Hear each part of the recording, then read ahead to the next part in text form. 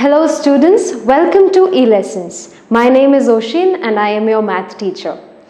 In this session, we will learn the chapter 2 of mathematics, that is the polynomials. We have already studied this chapter in class 9. So before we move on with what we have to study this year, I will just brush up what we had studied the year before. Okay?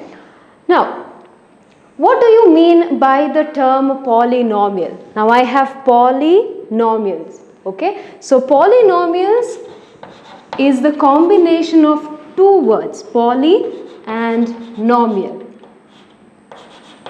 Okay, so poly means many and nomial means terms. So polynomial basically means many terms.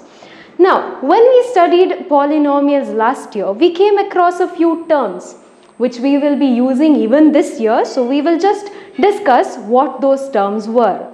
Okay. So, first thing was a constant. Now, what do you mean by a constant?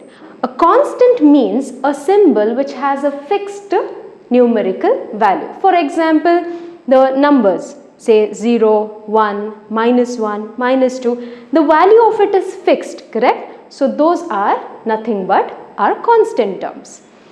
Moving on to the second term, that is the variable. Now, unlike constants, constant has a fixed value. Yes. Now, variable value can keep changing, or we can assign a few values. Okay. For example, let's say we have 4x. Now, if you see here, the value of this keeps changing as I change the value of x, correct? Now, when I put x is equal to 0, I will get 4 into 0, that's equal to 0. When I put x is equal to 1, I'll get 4 into 1, I'll get 4, yes? So, depending on the values of x, now I'm changing the values of x, correct? So, I am assigning the values for x, so I will call this x as variable. I am changing the values, correct? So this x will be the variable. Okay. Now any number which is along with the variable is called the coefficient of the variable.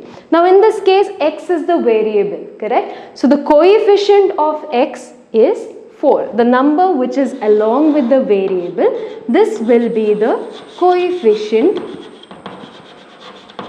of x. Now suppose I will take an example, say 3x plus 2y.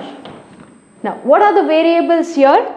X and y are the variables, because as I keep on changing the values of x and y, I'll get different values, correct? So x and y are the variables and 3 and 2 are the coefficients. So x and y are the variables here, and 3 and 2, these two are the coefficients. Now, what is the coefficient of x here?